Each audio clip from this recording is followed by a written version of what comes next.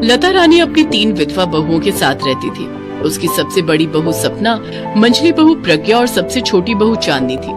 एक बार जब लता रानी के तीनों बेटे मीटिंग अटेंड करने फ्लाइट से दूसरे शहर जा रहे होते हैं, तभी एरोप्लेन क्रैश होने के कारण उन तीनों की मौत हो जाती है और उसकी तीनों बहुएं एक साथ विधवा हो जाती हैं। वो अपनी तीनों बहुओं पर बड़ा ही अत्याचार करती है क्योंकि वो उन तीनों को मनहूस मानती थी, जिनकी मनहूसियत की वजह से उसके तीनों बेटे खत्म हो गए।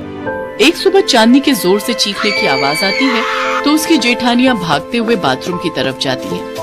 वो देखती है कि उनकी सास चांदनी का हाथ गर्म बाल्टी के पानी में डुबाकर जला देती है। माँ जी छोड़ दीजिए इसे, ये आप क्या कर रही हैं? इस मनहूस को ये नहीं पता था कि मुझे नहाने के लिए कितना गर्म पानी चाहिए। आज सबक सिखाया तो अब ये जिंदगी भर नहीं भूलेगी। इस महारानी ने खूब गर्म पानी कर दिया था। अब इसके साथ तुम सबको भी पता चल जाएगा कि ज्यादा गर्म पानी करने का अंजाम ये होता है। लेकिन माँ जी ये तो गलत है ना, बेचारी चांदनी को कितना दर्द हो रहा होगा और आखिर उसने गर्म पानी कर भी दिया तो आप उसमें ठंडा पानी मिलाकर उसको नॉर्मल कर लेती ना। अच्छा, तो अब तू उसकी तरफदारी करेगी और मुझे ज्ञान देगी? माफ करना माँ जी अगर हमने कुछ ज्यादा ही बोल दिया हो, लेकिन आखिरकार हम भी तो आपकी बेटियों जैसी हैं। भले ही भगवान ने हमें आपकी बहुओं के रूप में भेजा है, लेकिन आखिरकार एक माँ अपने बच्चों के साथ ऐसा कैसे कर सकती है? एक बात तुम तीनों की तीनों कान खोलकर सुन लो। मेरे सिर्फ 3 बेटे थे और अब वो तीनों इस दुनिया में नहीं हैं। उन तीनों के अलावा मेरी कोई औलाद नहीं है, समझी तुम? आई बड़ी मेरी बेटी बनने।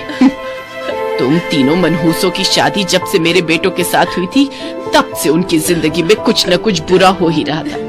उनके बिजनेस में उनको घाटा होने लगा था, उनकी सेहत ठीक नहीं रहती है। लेकिन सबसे बुरा तो तब हुआ जब वो तीनों एक साथ भगवान को प्यारे हो गए। माँ जी आप ऐसा क्यों कह रही हैं? हमारा भी तो सुहाग गया है। हम तीनों भी तो अपने पतियों से बेहद प्यार करती थी, इसलिए हम तीनों ने फैसला लिया है कि ताउम्र हम शादी नहीं करेंगे और अपने स्वर्गीय पति की याद में ही अपनी सारी जिंदगी काट लेंगे। हम तीनों इसी घर में आपके साथ रहकर आपकी सेवा करना चाहती हैं। मैंने कभी भी तुम तीनों को यहाँ जबरदस्ती रोक कर नहीं रखा। अगर तुम तीनों यहाँ रहना चाहती हो तो रहो, नहीं तो अपने अपने मायके जा सकती हो। और अगर मेरे घर में रहना है तो मेरे मुताबिक ही चलना होगा और मेरा अत्याचार भी सहना होगा। बेचारी तीनों बहुएं सारा दिन घर का कामकाज करती, साथ ही अपनी सास का अत्याचार भी सहती रहती। एक दिन सपना के पिताजी की तबीयत बहुत खराब होती है तो वो अपनी सास के पास जाकर कहती है, माँ जी मेरे पिताजी की तबीयत बहुत खराब है, मुझे उनके पास जाना होगा। अगर तेरा बूढ़ा बाप बीमार है तो मैं क्या करूँ? अगर तेरे कदम इस घर से बाहर निकले तो इस घर के दरवाजे तेरे लिए हमेशा हमेशा के लिए बंद हो जाएंगे।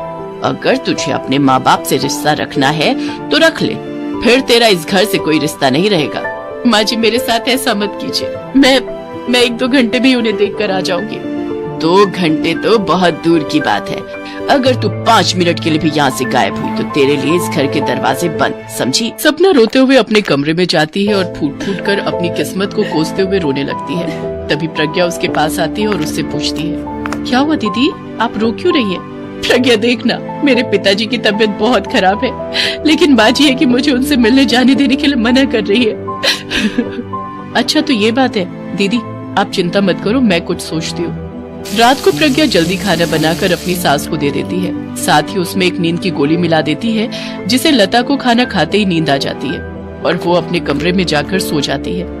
सपना मौका देखकर प्रज्ञा के साथ अपने मायके चली जाती है। उसका मायका उसके ससुराल से 15 मिनट की दूरी पर ही था। थोड़ी देर मिलकर ही वो दोनों वापस घर आ जाती हैं, लेकिन लता की आंख तब तक खुल चुकी होती है और वो उन दोनों को वापस आता देख लेती है और फिर उन दोनों पर चिल्लाते हुए कहती है, सपना तूने मेरे मना करने के बावजूद भी मेरी बात नहीं मानी।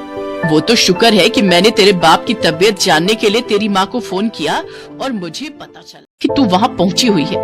मैं जानती हूँ माँ जी कि मैंने आपकी आज्ञा का पालन नहीं किया और आपके मना करने के बाद भी अपने पिताजी को देखने गई, लेकिन मैं क्या करती माँ जी, एक बेटी का दिल अपने बीमार पिता को देखने के लिए तरस रहा था और मैं खुद को नहीं रोक पाई। अब मुझे तुम्हारे कोई बहाने नहीं सुनने, अभी के अभी तुम मेरे घर से निकल जाओ।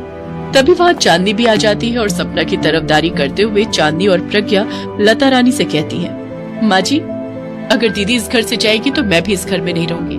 माँ जी हमने आपको बहुत प्यार और सम्मान देने की कोशिश की, लेकिन लगता है कि हमारी कोशिश कभी कामयाब नहीं होगी। दीदी बिल्कुल सही कह रही है, आप हमें अपने परिवार का हिस्सा नहीं समझती और न ही हमें अपनी बहू मानती है। इसके बावजूद हम तीनों आपको खुश करने की हर कोशिश करती रही, लेकिन उसके बदले में हमें क्या मिलता है आपसे?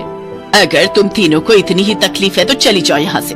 तुम तीनों यहाँ रह भी अपनी मर्जी से ही रही थी, और अगर जाना भी चाहती हो तो अपनी मर्जी से जाओ। मैं तुम तीनों को नहीं रोकूंगी, और अगर मेरे घर में रहना है तो मेरा अत्याचार तो तुम्हें सहना ही पड़ेगा।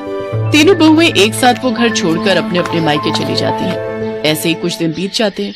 अब लता रानी पूरे घर में अकेले ही रहती थी। अकेले रहते हुए उसे अपनी बहुओं की कीमत समझ आती है, और उसे इस बात का एहसास होता है कि उसकी बहुएं नहीं बल्कि बेटियां थी, जो दिन रात उसकी सेवा में लगी रहती थी और उसके हर एक अत्याचार को सहती थी। मुझसे बहुत बड़ी गलती हो गई जो मैंने अपनी देवी समान बहुओं को इस घर से निकाल दिया। अरे मेरे पास अब दिन ही कितने हैं, बुढ़ापे का शरीर है, आज हूँ कल नहीं। ऊपर वाले ने मेरा पूरा परिवार तो पहले ही खत्म कर दिया। अब जो कुछ भी थी वो मेरी बहुएं ही थी। कम से कम मेरा ख्याल रखती थी, समय पर खाना देती थी। मेरे हर अत्याचार को सहने के बावजूद भी मुझे अपनी माँ ही मानती थी। मैंने जो किया वो बहुत गलत किया। अब मुझे अपनी गलती का एहसास हो गया है। मैं अपनी तीनों बहुओं को आज ही घर वापस लेने जाऊंगी। इसके बाद लता रानी उन तीनों के मायके जाती है और उन तीनों को वापस अपने घर ले आती है। उस दिन